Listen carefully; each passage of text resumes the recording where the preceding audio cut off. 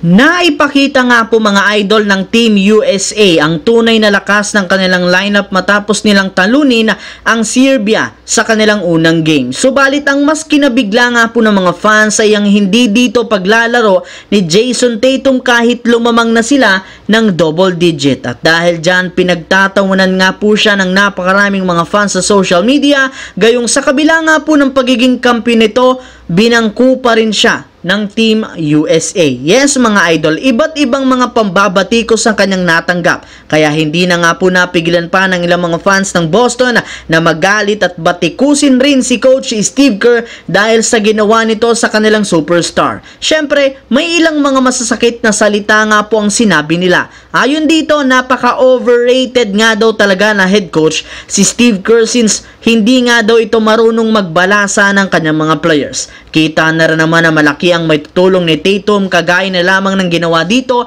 ni na Derrick White at Jrue Holiday, ngunit binaliwala lamang niya ito. Bago yan, ang videong ito ay hatid sa inyo ng 1xBet. Suportahan at manalo sa inyong paboritong kupunan sa NBA, PBA, MPBL at ngayong Paris Olympics at iba pang sporting events. Maaaring makakuha up to 12,000 cash bonus sa inyong first deposit gamit ang aking promo code. Pag tama prediction mo, panalo ka. Simple lang, pindutin lamang ang link sa comment section at mag-register gamit ang inyong GCash account para makapag-cash in at cash out. Isang paalala, tumaya ng responsable. Siyempre, isang malaking katanungan ngayon, bakit nga ba talaga hindi pinaglaro ni Coach Steve Kerr si Jayson Tatum kahit natambakan na nila ang Serbia sa second half pa lang? Well, mismong si Steve Kerr nang nagsabi sa media, buong-buo nga po niyang tinanggap ni Tatum ang nangyari sa kanya since bago pa man magsimula ang laban, kinausap niya na ito at posible nga pong hindi siya makapaglaro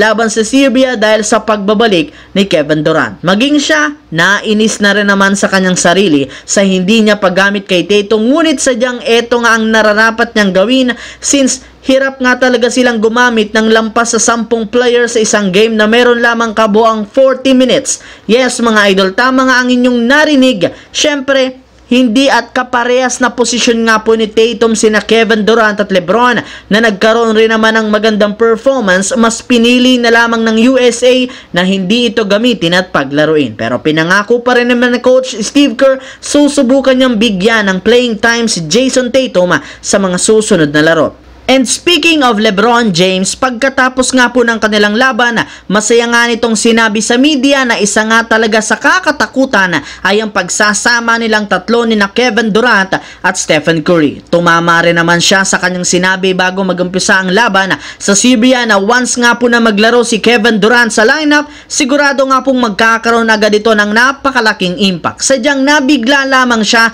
nang mag-init ang shooting nito kahit man kababalik pa lang sa injury. Bukod nga po kay Durant, pinuri rin naman ni LeBron ang shooting at naging performance ni Curry kontra sa Serbia. At ngayon, tuluyan na nga pong nakompleto ang Big 3 nila. Syempre, magiging isa na nga itong scary hours para sa mga kupunan na kanilang makakalaban. Kita rin naman ninyo na hirap nga talaga ang Serbia kung mga players sa kanilang babantayan o kung ido-double team ang players ng USA, gayong lahat ngang ito kayang magtala ng puntos sa kahit anumang parte ng court. Kaya remind nga po ng USA ang lahat ng mga fans at kupunan kung gaano kalakas ang kanilang lineup ngayon. Nga pala mga idol, may lumabas nga po ngayong proposal na mas gugustuhin nga pong makuha ng Portland Trail Blazers si Rui Hachimura kaysa kay D'Angelo Russell. Ibig sabihin lamang nito, sesentro ang trade kay Hachimura at kay Jeremy Grant. Still ongoing negosasyon mga idol at malalaman rin naman natin ang desisyon nito sa mga susunod na araw. So yun lamang mga idol ang ating bagong video na ating pinag-usapan ngayon dito. Once again, this is your J-Zone TV. Huwag kalimutang mag-like, mag-subscribe, pindutin ang notification bell sa akin channel para lagi kayo maging updated sa mga videos na pinapalabas ko. Isang malaking shoutout sa lahat mga idol. Maraming salamat po.